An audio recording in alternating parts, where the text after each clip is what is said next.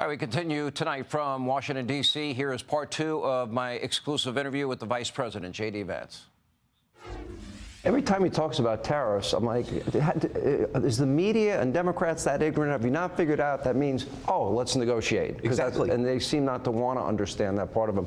You said at the Munich Security Conference, and I want to quote it directly, biggest threat to Europe is not Russia or China. You talked about the retreat of Europe from fundamental values.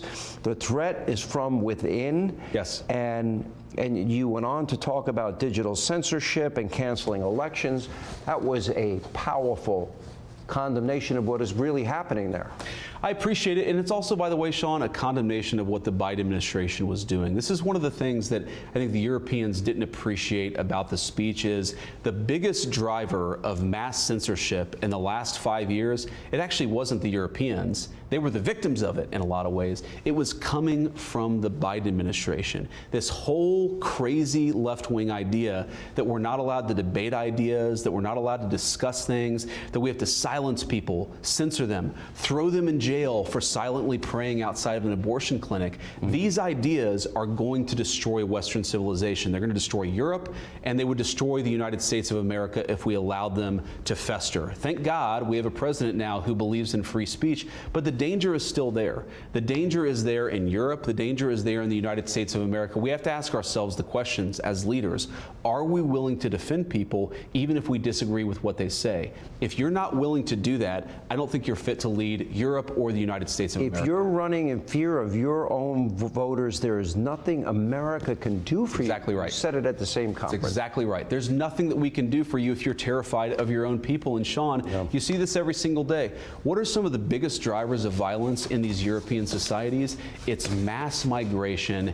It's people who haven't assimilated into European societies, who are driving cars into Christmas festivals, killing tons of innocent people. And very often, the European response to that is not to say, oh, well, maybe we should get control of our own borders. The response is to try to silence and shut down their own citizenry. That is a danger in Europe. It was a danger under Joe Biden in the United States of America. And look, of course, China is a major threat. It's a major competitor over the next few years, over the next few decades. But I have no doubt that America and Europe could take on whatever threats so long as we're strong internally. That's the biggest risk to our civilization. It's that weakness internally. That's what we have to fix. The Democratic Party now, they want long protracted wars. The Democratic Party championing men to play in women's sports. The Democratic Party putting the rights of illegals over the safety of Americans and defending what will be hundreds of trillions of dollars in waste, fraud, abuse, corruption. How does that end for them? I think it ends very, very poorly. And the American people are a lot smarter than the Democrats give them credit for. You cannot shut up your fellow citizens, force biological men to play in sports with girls, which, by the way, it's just insulting to the girls. It's actually dangerous to the girls. Title IX, it's you know, some of these sports are very violent. You don't want to have biological men against women. It's crazy. And the Democrats, again, there's this crazy idea in the Democratic Party that if you just repeat insane ideas, eventually the American people are going to believe them. We actually think the American people are smart, and we should listen to them rather than preach at them. And I think that's the core right now of the president's political strength. Last question.